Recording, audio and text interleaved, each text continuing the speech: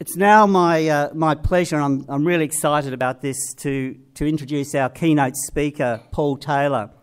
Paul is a former British Royal Navy aircrew officer, an exercise physiologist, a nutritionist, a neuroscientist, and affiliate professor with the University of San Francisco. He is the director of the Body Brain Performance Institute and delivers executive performance, resilience and leadership workshops to large companies such as Medibank, NAB and Woolworths. In addition to health and fitness, Paul has success in leadership management and in dealing in high-pressure situations through his former roles as an airborne anti-submarine warfare officer, a helicopter search and rescue crew member, and has undergone rigorous combat survival and resistance to interrogation training. So a really interesting background, which hopefully he'll relate some experiences this morning. Paul's work emphasises the importance of leadership in ensuring a positive WHS culture and safer workplaces generally. And continually, research shows us that the importance of leadership and getting the culture right in an organisation. I'm sure he'll be able to elaborate on that. So Better Work Tasmania is very much about improving workplace health and safety culture and leaderships in all levels, and it's critical to ensure this happens. Paul is recognised internationally, so it's really, as I said, very exciting that we've got him here today. He's recognised for his work and is an example of the quality and expertise that Better Work Tasmania is bringing and will be bringing to Tasmania.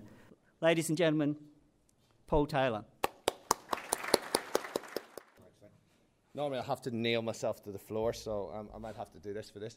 Okay, so I'm going to talk a little bit about neuroscience. So I'd like everybody just to move their chair back a little bit. You need to get your right leg free. Okay. And what I'd like you to do is just lift your right leg off the ground for me and draw clockwise circles with your right leg. All right? Make sure you're drawing a clockwise circle. Now I'd like you to lift your right hand. It's going to be your right hand right up in the air, and draw a big number 6 in the air.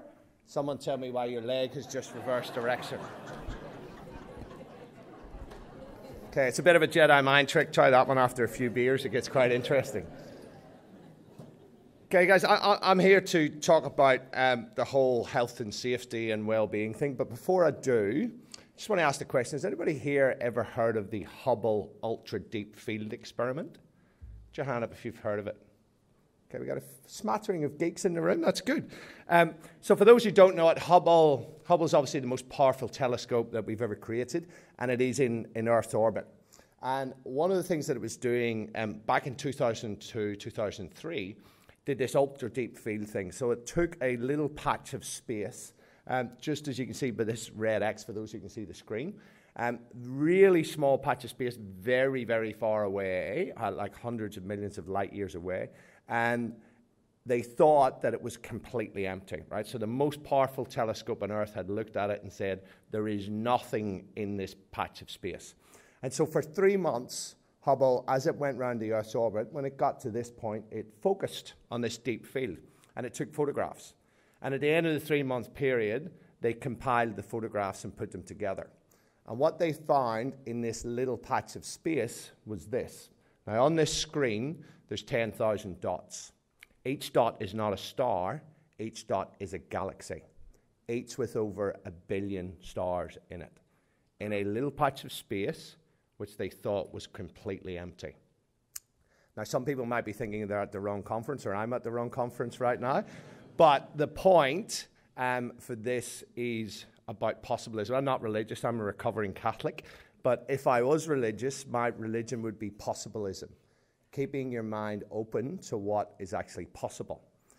Because when we don't, we tend to get very concrete in our thinking, and we miss opportunities and new things. There is something from psychology called a confirmation bias, which is what we all have. And that is the tendency to filter information by focusing and seeking out and focusing on information that agrees with our worldview. And we tend to minimize or ignore information that disagrees with our worldview. So, as you can see, if we have this confirmation bias going on all the time, as we get older, our thinking becomes more and more concrete. And I think that's very relevant. We miss a lot of new things and new opportunities. And I would encourage everybody here to just park the confirmation bias under their bum for the rest of the day that you're here and interact with other people, because you will learn lots of new things that you didn't think about before. So that's my kind of setup for all of this. But when talking about safety, now safety, workplace health and safety isn't my game. Workplace health and productivity is. But from a safety perspective, it's not really my game. But Pam, I'm very pleased to say, is a fellow researcher, and she sent me a really cool research paper on this. So this is what we call a meta-analysis. So it's researchers who've looked at all of the good research in a particular area, and they combine that research, and that's how we get some very robust research. So this meta-analysis looked at safety from a leadership perspective, and the things from a leadership perspective that have a big bearing on workplace safety. And it turns out there are two main aspects of leadership that actually drive safety. One is transformational leadership. So this is the whole idea of an inspiring leader. And 3 out of the 4 components of this have a significant bearing on workplace health and safety. One is idealized influence, where you are actually setting an example and walking the talk, right? So it's what you do rather than what you say. Another one is providing inspiration. That's a main job as a leader, to provide certain inspiration, particularly around a safety culture. Culture is really important. It's important that a safety culture gets into the DNA of an organization. And then the third thing is individual consideration for your employees, actually caring about them as individuals rather than just as things that work in your organization.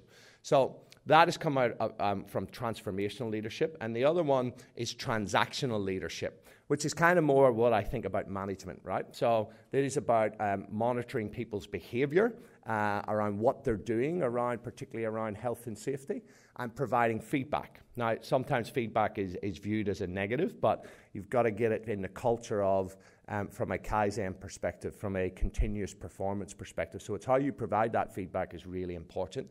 And the third one, which is really important, particularly for a group like this, is about sharing the learnings. And I'm going to talk a little bit about my military experience around that. But this paper, when I read this paper, it actually reminded me quite a lot of the military and my time in the military. Now, I spent 8 years as a British naval officer. I'm very fortunate to go through British officer training, which is highly regarded. And from that perspective, I just want to talk about my take on leadership, which is unapologetically military when I talk to organizations. Now, I'm not suggesting that everybody becomes a military leader, but there are things that we can learn from the military. And to understand this, we need to understand what leadership is, right? In the military, it is about inspiring people to go into battle where they will quite possibly die, which is just a bit different than inspiring someone to stay at work until 6 o'clock, right? So what can we actually learn about what the military have learned well over 1,000 years in terms of this whole idea of leadership?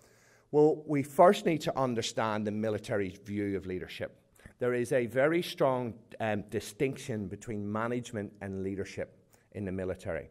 You manage things and you lead people, right? Management is about systems and processes. Leadership is exclusively about people and about influence. Now, in the organizations I work with, these two concepts are very blurred.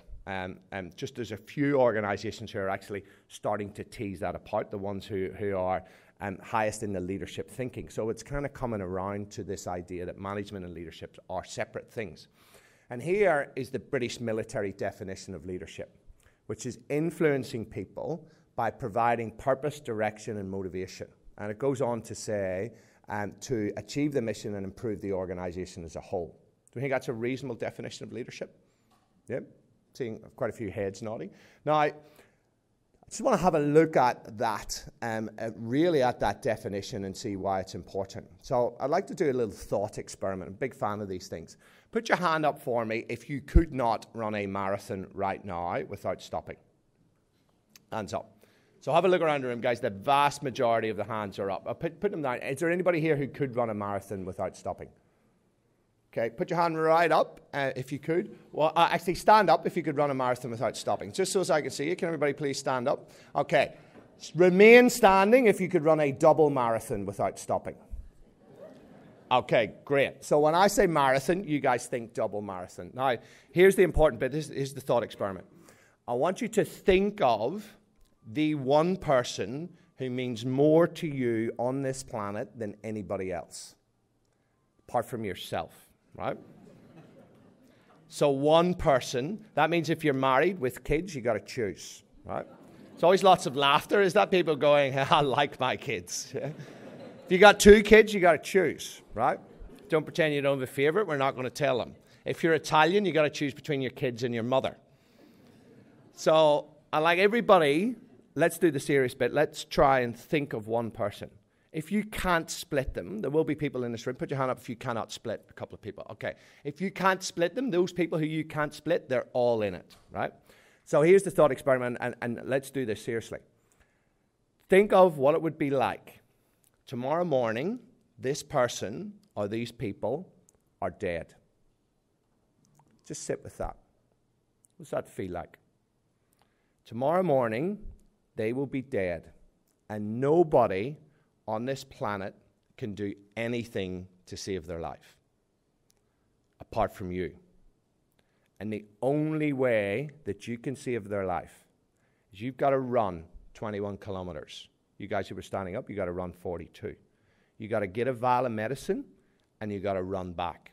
Now, you can run slowly, but the moment that you stop, they die right in front of your eyes. If you make it, they live.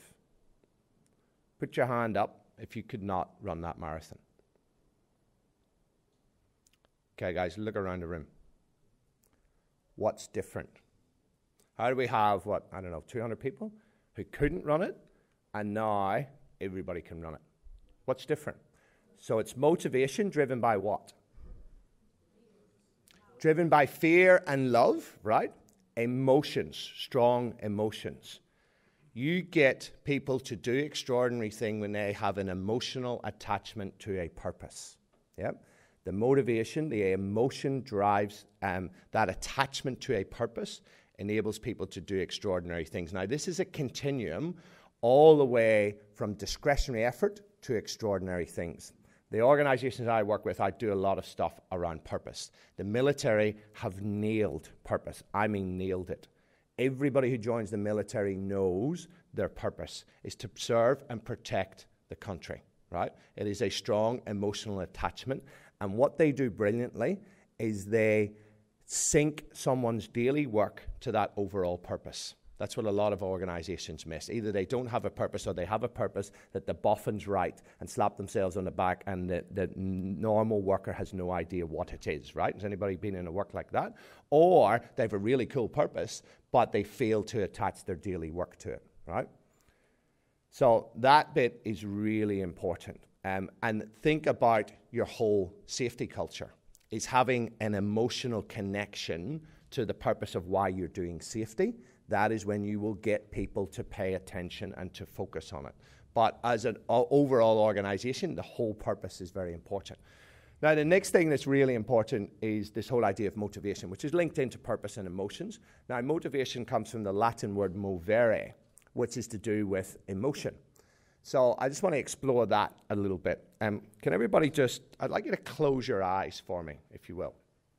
And I'd want you to picture a lemon. Okay? Just put your hand up when you can picture a lemon in your mind's eye. Just so as I know that everybody can picture a lemon. Right, I want you to describe that lemon to me. Shout it out. What's it like? So it's yellow. What else? It's oval shaped. What else? Has 4 wheels. Somebody's might be in a gin and tonic. What else? So it's sour, right? So it's pretty sour, right? I'd like everybody to look at me. I know those guys quite far down. I've got a lemon, and I'm going to give you a lemon to demonstrate or show you something to demonstrate what I think is really important from a leadership perspective.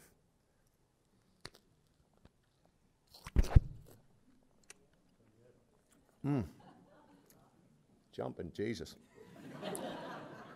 Tassie lemons, it would appear, are particularly sour.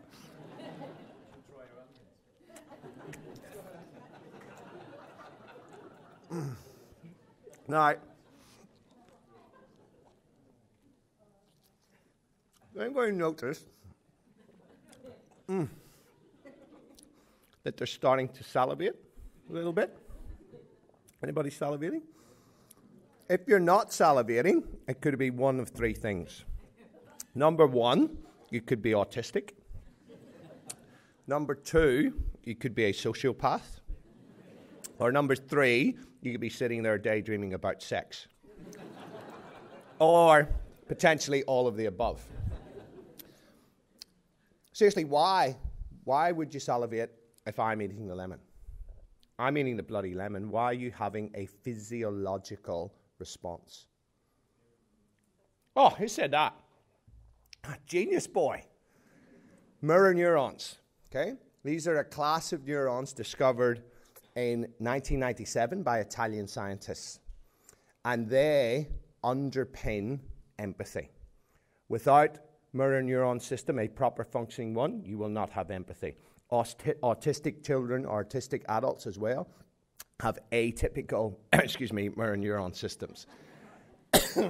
Sociopaths have a completely dysfunctional mirror neuron system. That's why they have no empathy whatsoever.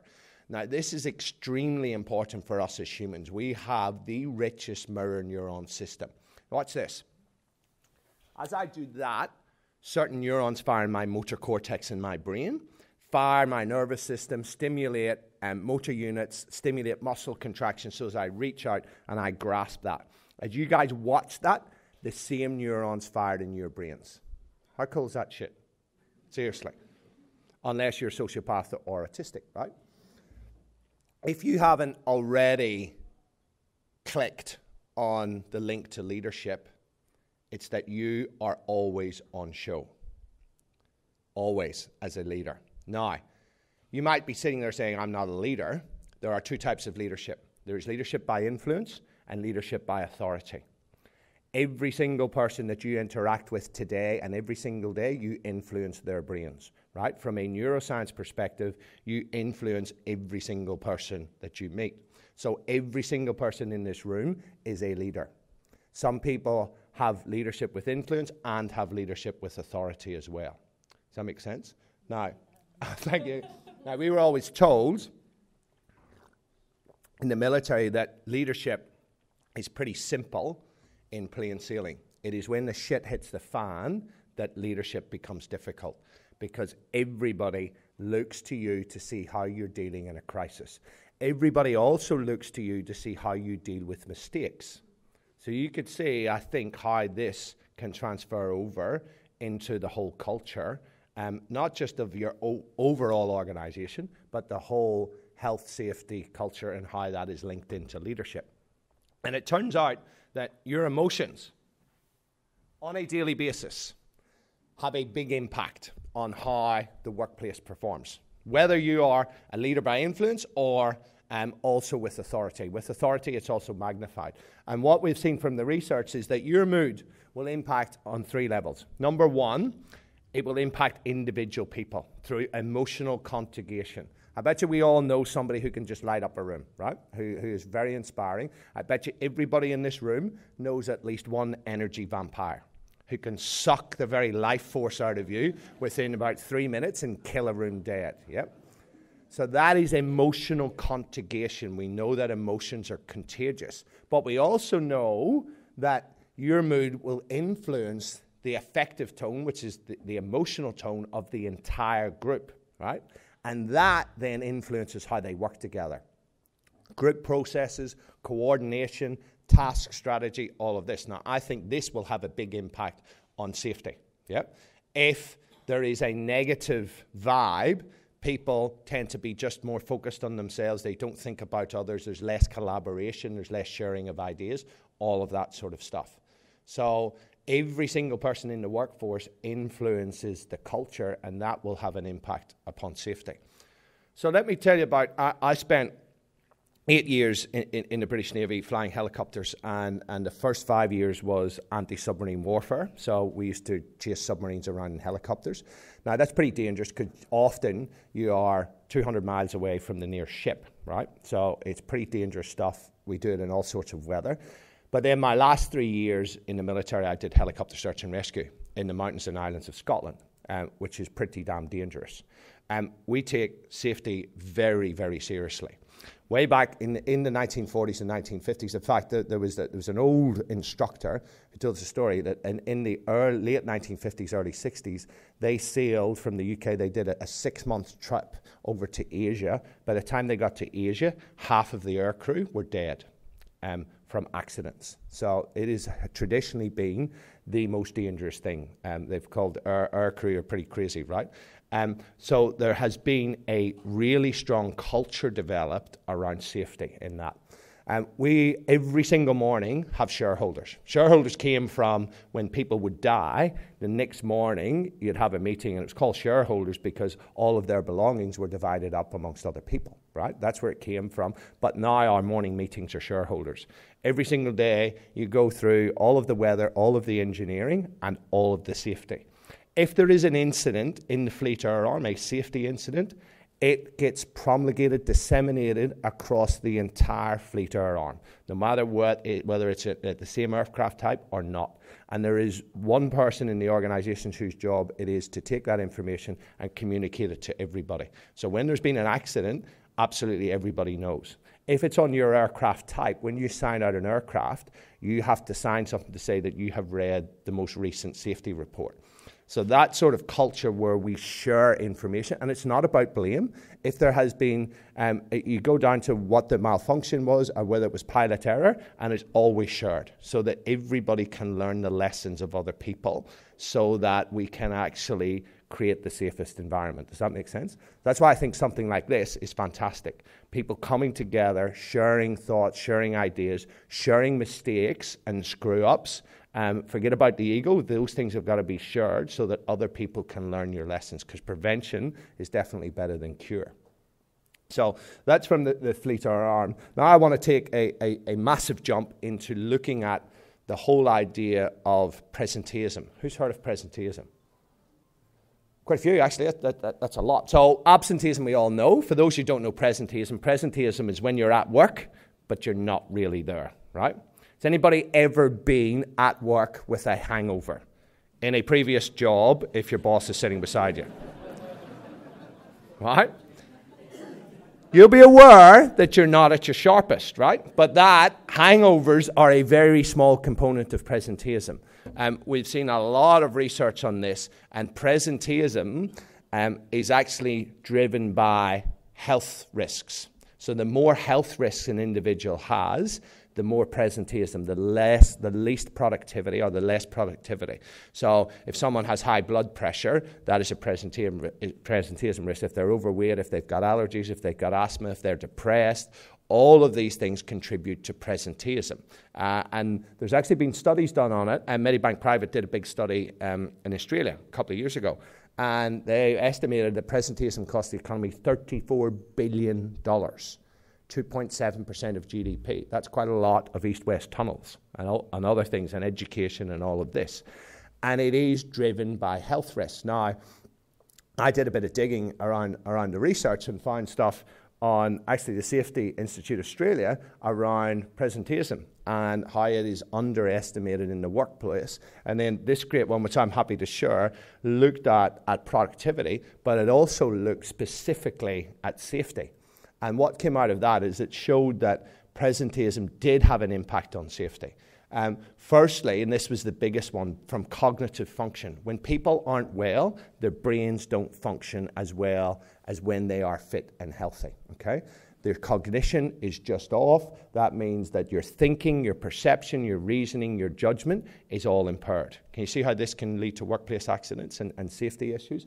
The other things is that your motor function, your ability to move is impaired, both fine and gross. So the little stuff and the big stuff is impaired, and your coordination is also impaired. All of this leads to higher levels of incidents, near misses, higher levels of accidents, and also that decrease in productivity. So a lot of people have looked at presenteeism just from a productivity perspective, but it also has a big safety, health and safety connotation as well. So let me tell you, let me do another skip. I am just now undertaking a PhD with University of Tasmania, and it was all based on a clinical trial that I did with Woolworths. So couple of years ago, I'd done a bit of work with Woolworths, and the CEO at the time was quite concerned. They looked at all of their store managers. He had 1,000 store managers, and he did my bioaids testing on them, and basically looked at their health. And the average store manager in Woolworths is borderline obese, 29.88 of a BMI, right? That is just on the cusp of obese. They had high blood pressure, they had high blood sugar, they had lots of different risks. So he wanted to do something about it. So we talked about stuff, and I created this whole wellness platform, and I convinced him to do a proper research study. So we took 5 stores in the city of Ballarat, and we went and did a wellness intervention. And we did what's called a light touch on about 130 people. And then we did a heavy touch on 23 people. So these all had to be volunteers. They all had to be obese. That was the criteria. And they had to have serious health issues that they wanted to do something about. So for those guys, we did a 2-day workshop, and we did some coaching and ongoing stuff. And they got lots of resources. We connected them socially, all sorts of stuff. And here are the results of what came out of the trial. So they started off, we did their bioaids. Has anybody ever watched The Biggest Loser? Anybody admit to watching The Biggest Loser? Yeah, right. There's only 5 people in the room who've watched The Biggest Loser. I used to go on and do bioaids on that every year, and it basically takes all of your health measures and puts them into a calculator. So you can see there was a significant increase, 8.3 years bioaids lost. This is in 12 weeks, right? Which is massive. Now, in The Biggest Loser house, people lost more, but I don't know if you guys know, 12 weeks in The Biggest Loser house is about 20 weeks in reality, right? Nothing is real on television. But so this is pretty huge. We looked at their blood pressure, significant drop in systolic, 16.5, and significant drop in diastolic, 8.2. That is a huge change in blood pressure. That's averaged out. Here we looked at, they all lost about 10% of their, between 8 and 10% of their weight and their waist, and their weight to height index, the BMI. Here you can see it in pictures for those who prefer pictures. So you can see both the males and the females lost significantly. Here is looking at something called metabolic syndrome. Anybody familiar with metabolic syndrome? So this is a cluster of conditions that basically is the biggest health risk. And if you have metabolic syndrome, your risk of heart disease and chronic kidney disease increases between 200 and 500%, right? Sorry, 200 to 300%. So you need 3 from 5. High blood pressure, high triglycerides, high blood glucose, low HDL, which is the protective cholesterol, or an elevated waist, what we call central obesity. Okay, so 3 from 5 of those. When we started the study, of those 23 people, I think 19 or 20 actually, 20 of them had metabolic syndrome. 12 weeks later, nobody had metabolic syndrome, right? Huge, huge impact on it. Now, I want to draw the link, and here you can see the individual graphs. We didn't just do, which is my interest, we didn't just do the physical, we also did psychological measures. So we looked at, the other thing was in workplace. Has anybody used the Gallup Q12 for workplace engagement? So it's one of the most widely used tools for workplace engagement, is the Q12. And we've seen a 9% increase in engagement. The scorecards on the 5 stores, they were the highest performing stores in the whole of Australia. Engagement increased significantly. They didn't have a single work cover claim. They actually got called up by the work cover people thinking that something was wrong because they didn't have a single work cover claim in that time, right? So there were lots of big impacts through the store. So I just want to talk about the stories. Could you guys just play the video? There's a video that's going to last about 6 minutes, but I think it's worthwhile watching and listening to this. Starting the program, the 2-day workshop, learnt so much. Learning all the science behind everything was really, really useful for me. It kind of made it click and sink in. The way that everything sunk in was just incredible for me. You get all your blood tests done, all the meetings, you communicate with other people, what problems they've had, what you could achieve from them. I've changed my eating habits, healthy choices. To date I've lost 15 kilos, which is probably the biggest weight loss I've ever had, so it just, everything I've learned has worked for me. In the terms of weight loss, I've lost 9.5 kilos and 16 centimetres from around my middle. I've actually lost 6 centimetres off my girth, which is pretty good. My BP blood pressure has reduced from high down to normal. 11 kilos, which I'm pretty proud, and 21 centimetres, which is... I've been overweight and suffered depression for over 20 years, and I've tried numerous things, but nothing's ever lasted. Some things have worked, but it's never lasted. So when the opportunity came up to join this program, I jumped at it, and I haven't looked back. I've lost 18 kilos and 17 off me stomach, waist. So yeah, I'm pretty happy with that. But yeah, weight's not going to be a big thing in my mind anymore. It's more the image I have of myself. Something that I've suffered with is anxiety and stress, and that's kind of just floated away really. The most important thing that's worked for me is that I no longer take antidepressants, which I'd been on for probably 7 years or so, and I don't take them at all anymore. The good thing about this program is getting the confidence back, and I've lost nearly 25 kilos since it started, and you start noticing the difference and you actually want to meet people again. And I've gone back to cricket, which has opened up social networks again, and we're finding we're making new friends and actually going out and being part of society again, which has been the biggest win. I would sleep maybe 3-4 hours a night, and I'd toss and turn. I'm now up to 7 hours a night sleep. I've had so many comments of people just saying to me, oh, you're looking really well, what are you doing? And, I'd tell them that I'm doing the program. I've learnt so much and achieved so much in the last 13 weeks that my life will never be the same again. I'm happier. I'm a lot happier, that's for sure. I will go into work now and I'll be full of energy, whereas before I'd just sort of do my job and leave, and that was it. Now I'm bouncing around the store, interacting with customers. The enthusiasm and the level of energy at work has probably surprised me. I'm better able to look for the silver lining. I'm better able to organise my thoughts. Stomach size from 106 down to 98. I'm feeling better in myself. I'm getting more active again. As I said, I've given up smoking, haven't had one for 5 weeks. Gotten back into my meditation, which is also helping with me depression. I've now taken up meditation, which has changed my perspective. It's allowed me to have an inner calm and deal with people a lot better and situations. Of course, my depression, that's the really big change, and I haven't had to have any time off work. And I can move on quicker from the little things that distract me. Just changed my well-being, but also understanding that short-term stress, how much of a physical issue it was putting on my body, and how much it was affecting to my weight gain on the way my body was, and that's been my biggest change. I mean, I've cut out bread and stuff like that, but that to me was the hugest change in making me feel better. And so many people have said that my demeanour has totally changed.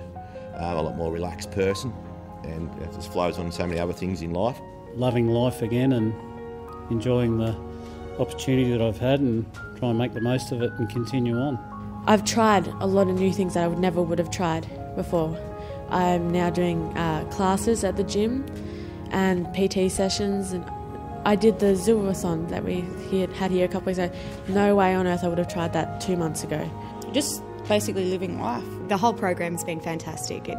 I feel like I've got so much more energy. I've lost weight. I'm 20 centimetres down on my waist, which is huge. I think it's been a sensational journey that we've started, and just looking forward to continuing the healthy lifestyle now and influencing others. So thank you for the opportunity. It's been sensational. The whole thing about the whole program's been completely motivating and just inspirational. So I'd like to thank you personally for everything you've done for me and my family. I've got a lack of stress and just a far better outlook on life in general. So thank you very much to Woolies for allowing this program to come to us, and for you, Paul.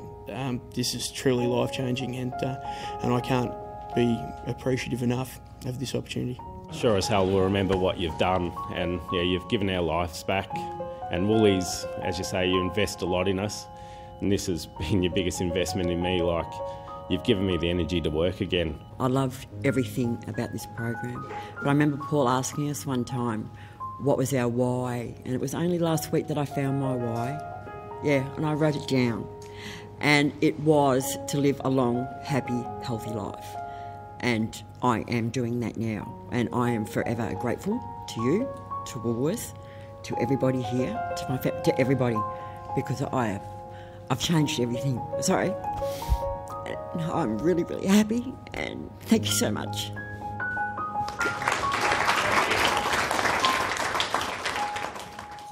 I mean, now you kind of see the human element, but the big thing for me is treating the whole person and integrating both the physical and the mental into the workplace, and how that can impact on workplace productivity, but also in terms of workplace health and safety, in terms of that whole presenteeism link. Because when people feel good about themselves, when they're healthier, their brains are sharper, they're more switched on, they're more integrated into their workplace, they're more engaged with others, and that can only have a positive impact on the whole workplace in terms of health, well-being and safety. So let me just, get to the point where... the other thing, one slide that I didn't connect in, let me just blank that out, is we also did psychological measures. So there's something called PsyCap, which is being devised by a bunch of psychologists or psychiatrists as well. And it is basically very strong predictor of well-being and particularly relevant to the workplace. So it's broken into 4 elements: hope, efficacy, self-efficacy, the belief that what I can do makes a difference and I can control things, optimism and resilience. On all 4 elements of PsyCap, they improved anywhere between 10 and 15%, which is very significant. So that for me is the interesting thing, the link between the physical and the psychological. And you heard the guys talking about self-esteem, their view of themselves, all of these sorts of things. So it really does lead, I think, to, I'm banging the drum of having an integrated approach to health and well-being. And I would also like to bang the drum of having an integrated approach to health and safety, that the health and the safety have to be thought of as together, not 2 separate things. The last bit I just want to focus on is this little thing. Am I over time, or am I still got a couple of minutes? We started over time. Yeah, okay. I think I've still got a few minutes by my timer. And it's just about the influence on other people, right? So this was done looking at research done in the States on the town of Framingham, right? So they had about 40,000 people who've been studied over 30, 40 years. This is how we know the stuff that is linked to heart attacks, because they studied these people. They had health checks every 6 months. They tracked their diet. They tracked their blood pressure, their weight, their cholesterol, their blood glucose, how many friends they had, their social status, how much money they earned, all of these sorts of things. It's the most data we've ever collected on a town. And that came out the Framingham Heart Study, which some people may have heard of. However, these 2 Harvard professors went back and they looked at the data through the lens of obesity.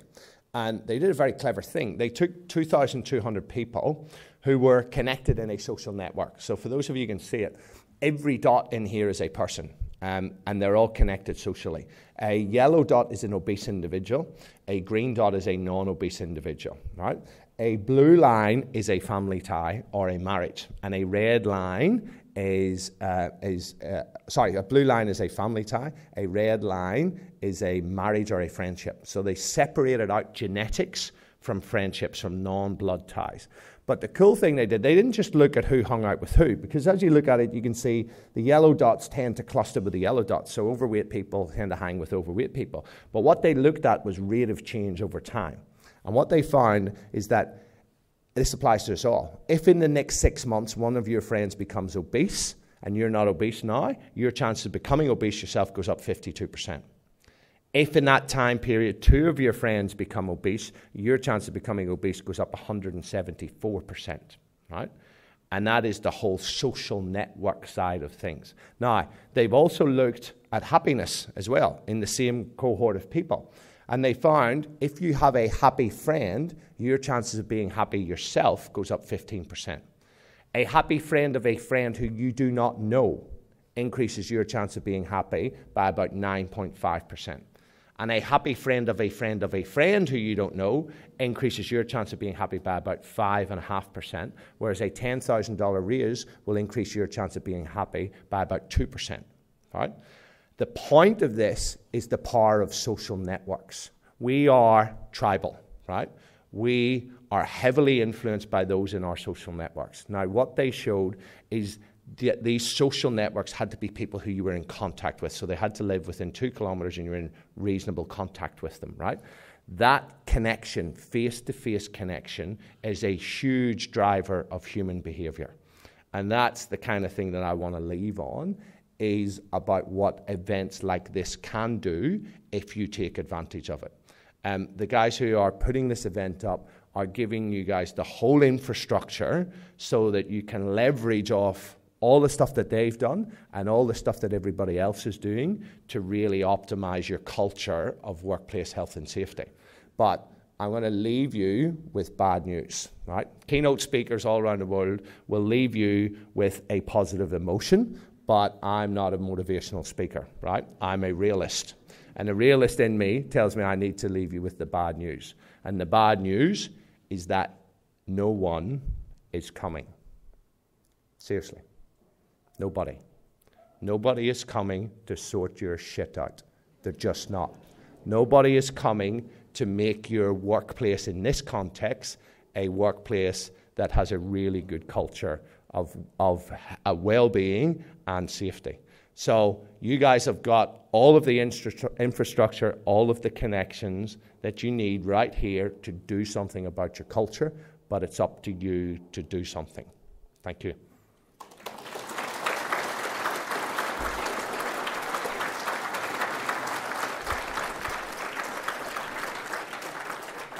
Thanks, Paul. That's fantastic. I hope everyone's feeling happy. Are you? Yeah. Isn't it amazing? The Irish are the only people who that wonderful accent that can get away with saying shit and not offending anyone.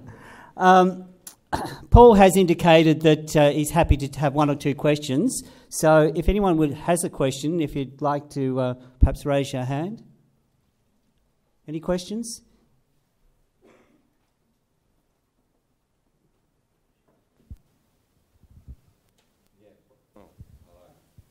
Paul, you said you're doing a PhD at the University of Tasmania? Yes. What's the topic? Public health. So it's this whole thing, and it's with the medical department. Fantastic. It's focusing on just that study that I just showed you. So it's going to be looking at the impact of lifestyle on physical health, but also psychological health. Great. Thank you. Thank you. Was somebody else?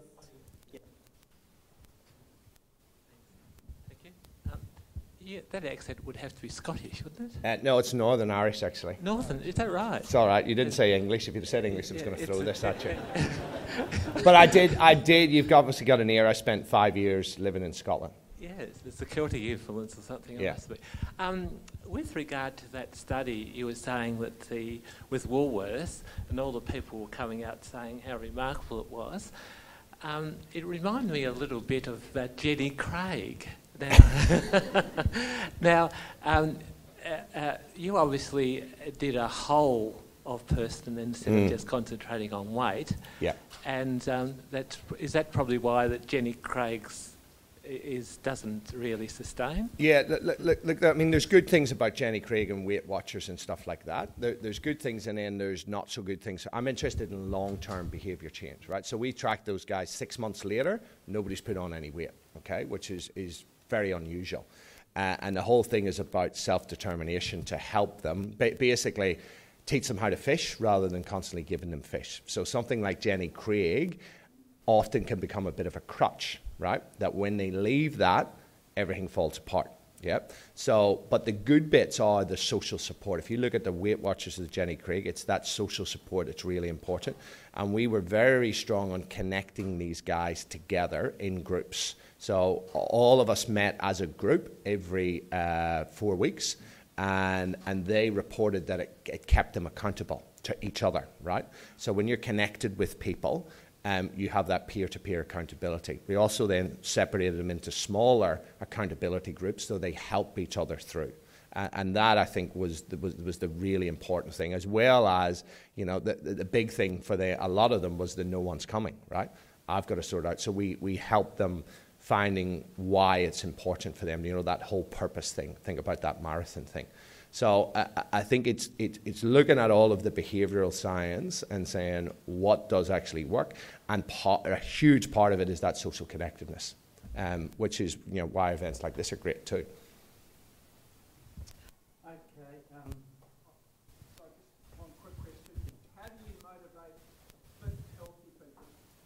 How do you motivate fit? See, this is the thing, you can't motivate other people unless you're going to be there to be a trainer. I'm a big fan of helping them find the reasons why it's important to them, right? That is what good coaches do, is they help people to discover that, and then they give them tools to support that. Does that make sense? Okay. Thanks, guys. Okay, thanks very much, Paul.